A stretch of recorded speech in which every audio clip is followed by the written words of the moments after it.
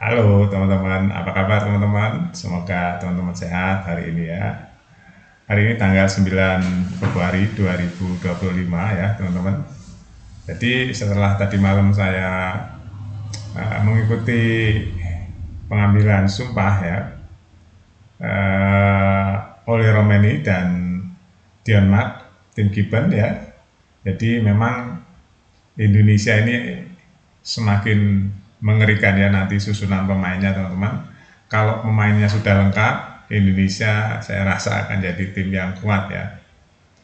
Nah ini kembali lagi teman-teman, kita mau bahas mengenai Elkan ya.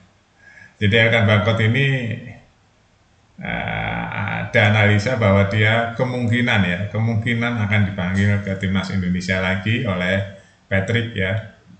Kenapa? Karena kita lihat 7 atau 5 pertandingan terakhir, 5 ya, dari 5 pertandingan terakhir ini Elkan main ya, mainnya 90 menit, yang satu 45 menit. Jadi dari 5 pertandingan dia 4 main 90 menit dan yang satu main 45 menit. Skornya dia main 5 kali ya, 1 kali menang, 3 kali imbang, 1 kali kalah. Jadi kalau dilihat berarti dia main terus ya 5 pertandingan terakhir karena dia baru saja cedera teman-teman. Nah dari statistik itu kemungkinan ya Elkan akan dipanggil ke timnas Indonesia lagi karena di posisi Elkan itu banyak sekali stoknya Indonesia hari ini ya teman-teman. Di situ ada Justin, ada Verdong ya, banyak lah di back itu banyak sekali ya. Tapi kalau memang Elkan nanti main, Indonesia akan punya back yang tinggi-tinggi ya. Ada Ciijes, kalau Ciijes sudah jelas itu tak tergantikan ya untuk timnas Indonesia teman-teman. Ya udah, menurut saya udah 100% kalau nggak cedera dia akan dipanggil Ciijes ya. Karena memang dia selama membela timnas Indonesia permainannya bagus banget ya, pembeda sekali.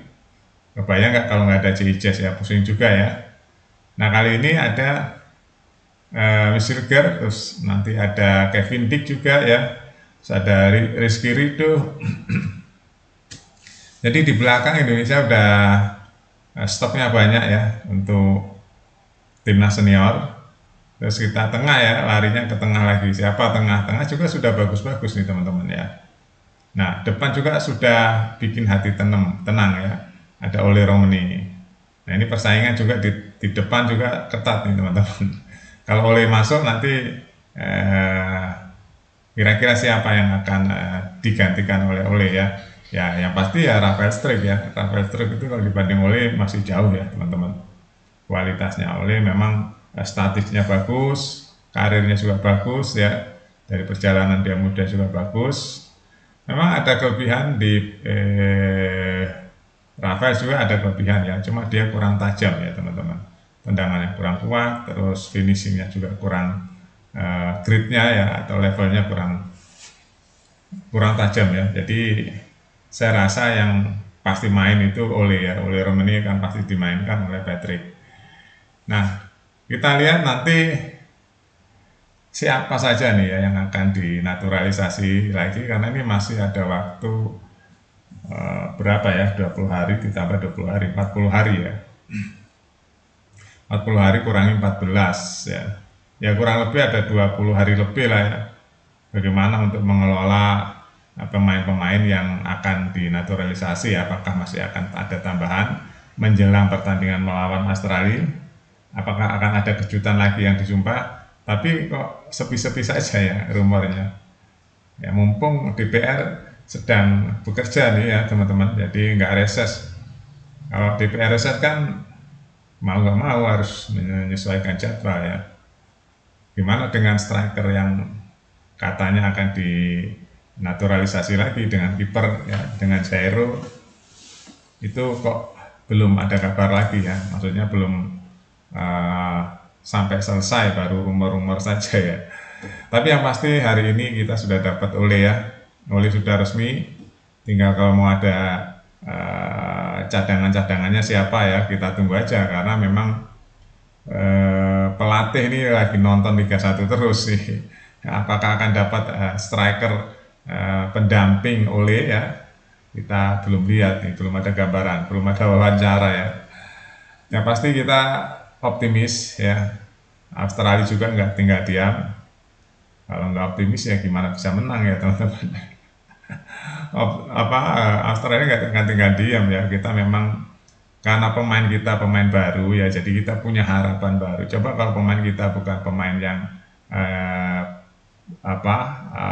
darah-darah baru gitu ya, pemain-pemain baru yang seger-seger ya, yang memiliki kelas di atas Indonesia rata-rata, ya kita nggak punya harapan. Kita tahu kan ranking Australia juga di atas kita kan, kalau memang kita berdasarkan pemain yang bukan naturalisasi ya, sampai berat sekali kita untuk masuk ke Piala Dunia teman-teman. Tapi dengan pemain yang ada hari ini kita punya harapan ya, dengan ramuan yang dilakukan oleh Erick Thohir, dengan mendatangkan pelatih-pelatih yang berkelas dari Belanda, ya kita punya harapan teman-teman. Ya, karena memang Belanda juga ya langganan Piala Dunia kan dia. Jadi kita harus punya optimis itu. Coba kalau kita nggak ada naturalisasi, sulit sekali teman-teman kita untuk bersaing ke dunia ya, apalagi dunia Asia. Di ASEAN aja sulit kita bertanding ya. Tapi sekarang insya Allah ya ASEAN sudah kita lewati dengan materi pemainnya sudah ada hari ini. Ya, bahkan sampai kiamat pun kata pengamat tuh kalau Indonesia nggak mengambil naturalisasi yang grade A ya sulit sekali untuk masuk Piala Dunia ya, mimpi terus ya yang ada. Katanya seperti itu sih. Tapi kalau dipikir-pikir iya juga ya, gitu di Asia Tenggara aja sulit bersaing. Nah kalau dengan pemain yang sekarang diseleksi terus, ya karena kita berpatokan ke arah Belanda ya, kita optimis ya. Kita bisa masuk Piala Dunia, apakah 2030, apakah 2026 ini momen yang sangat berharga kalau menurut saya ya. Ini peluangnya masih ada. Cuma sayangnya penambahan pemain agak-agak lambat ya, memang harus memenuhi administrasi teman-teman ya, administrasi terus nego ya, terus seleksi pemain yang nggak biasa-biasa saja ya, kan milih pemain juga harus yang di atas rata-rata ya, supaya kita memiliki kelas di Asia dan dunia. Minimal di Asia kita bisa nyanyi Jepang gitu ya, supaya kita berlangganan nanti ke Piala Dunia. Ya, ini pun ya Elkan Bagot sudah main 5 kali ya. Ini pun belum tentu dipanggil teman-teman oleh Patrick Kluivert ya. Nanti Patrick Kluivert kan dan timnya itu akan menghitung ya siapa-siapa saja ya. Terus statistiknya seperti apa. Ya, itu kan ada nilainya ya. Elkan ini ya teman-teman 5 kali pertandingan tuh nilainya rata-rata di atas 7 ya. 7, ya, yang 6 cuma 1, 6,7 kalau nggak cuma 1, yang lain 7, gitu ya. Ya itu nggak buruk lah ya, itu sedang teman-teman. Nah artinya kemungkinan ya dengan seringnya Elkan bermain 90 menit, kemungkinan akan dipanggil. Ini pun belum tentu dipanggil juga, kemungkinan akan dipanggil oleh Patrick Kluivert. Oke itu aja teman-teman ya, mudah-mudahan nanti kita tunggu ya, ini masih lama ya, akan diumumkan pemain-pemain siapa saja yang fix dipanggil oleh Patrick. Hari ini belum ada ya, cuma kita menebak-nebak saja nih siapa yang akan dipanggil oleh Patrick. Terima kasih teman-teman ya, kita sudah ketambahan oleh ya hari ini, kita agak tenang. Update terus berita-berita di Buat Makan TV, sampai jumpa.